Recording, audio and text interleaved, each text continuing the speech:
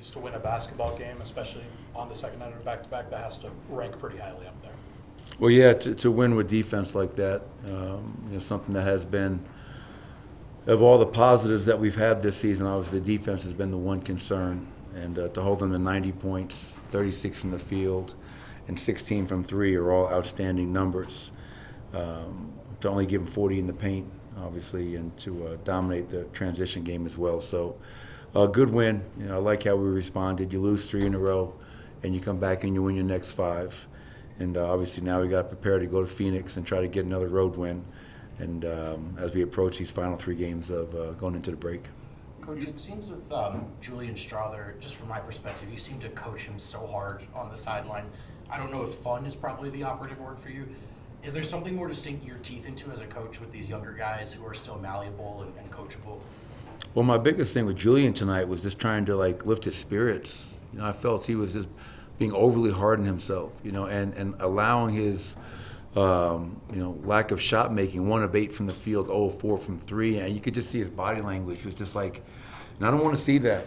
He's got to have a next play mentality because he's competing. He's trying on the defensive end. He's battling, and I just hate to see a young player like that get down on himself. So I was just trying to just say it to him again and there, do me a favor, take a deep breath. I mean, the sun's going to come up tomorrow. We need you, and just don't. I thought one time he turned down a look, he turned the corner, didn't even look at the rim. That's not Julian. So, yes, the young players are malleable, which is great word usage by you. And so sometimes it requires getting on guys, but also sometimes it requires giving a guy some love and hug him and uplift him and let him know that it's going to be okay. And that's how I felt about Julian tonight. He's not a point guard. He's a combo guard. And, Orlando is one of the better defensive teams in the league. And so he went out there and did some good things for us. He struggled to make shots, but that's not all we judge players on, is making and missing shots. So Julian's going to be better, and I'm going to help him get there. The defense you mentioned a while ago, 90, but the one-on-one defense, I like Christian did on Wagner and Aaron on Paulo, I thought that was man up, really good defense. Well, it's funny, tonight, we gave the award to CB because Franz Wagner's been playing at a really high level. And I thought CB took that challenge head on. But to your point, I thought Aaron starting on Paolo and then Zeke off the bench. I mean, think about what Zeke's done. Miles Bridges, Zion, and Paolo. And he's done a hell of a job. I mean, I am just so impressed with the job that Zeke is doing right now and happy for him. He's taken full advantage of this opportunity. And Zeke Najee's playing at a high level for us. So it could have gone to any one of those 3, and CB got it. But I agree. We had some tremendous one-on-one possessions, and not just the one-on-one, Scott.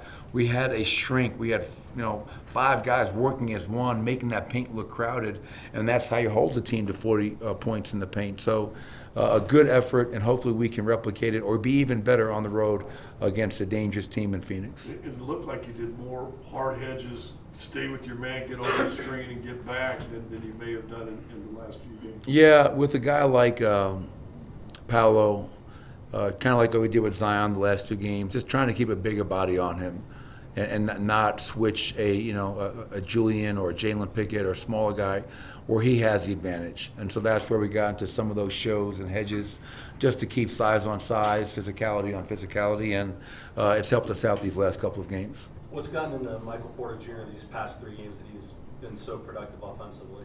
Well, I think, one, give Michael credit because he's playing at a high level. I mean, just the efficient 11 of 16 from the field, 5 of 8 from 3, committing to his shot. And then I think the other part of it is his teammates are all looking for him. I mean, guys are, everybody from Nikola on down, they're looking for Michael Porter. We know he's got a hot hand right now.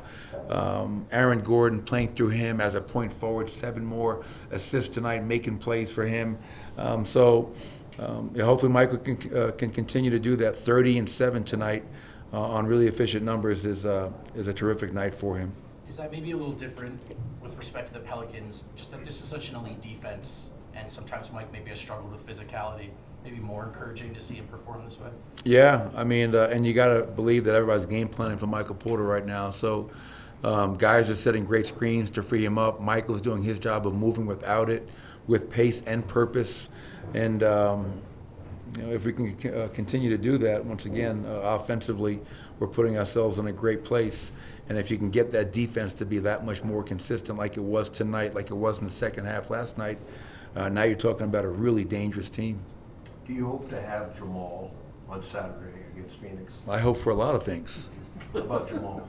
I'll always hope for Jamal to be available. I mean, he's such an important part, you know, and last night, you know, he guts through so many games. I mean, people don't realize, and so he got through last night, and that knee was just not in a good place today. So the decision was made to sit him out tonight while he rehabs that knee, and hopefully he will be back on Saturday. And that's the plan, but we'll see how it responds.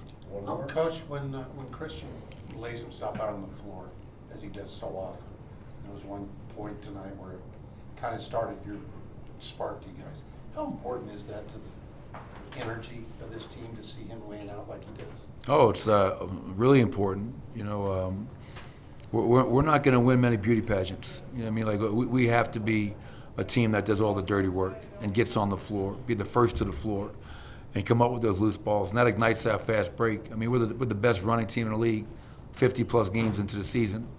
We dominate the paint. We're the number one paint scoring team in the league. And CB has a lot to do with both of those. He ignites that break. He attacks the rim with this reckless abandon. He's not afraid of anybody down there. I think CB's intangibles, I mean, are what set him apart.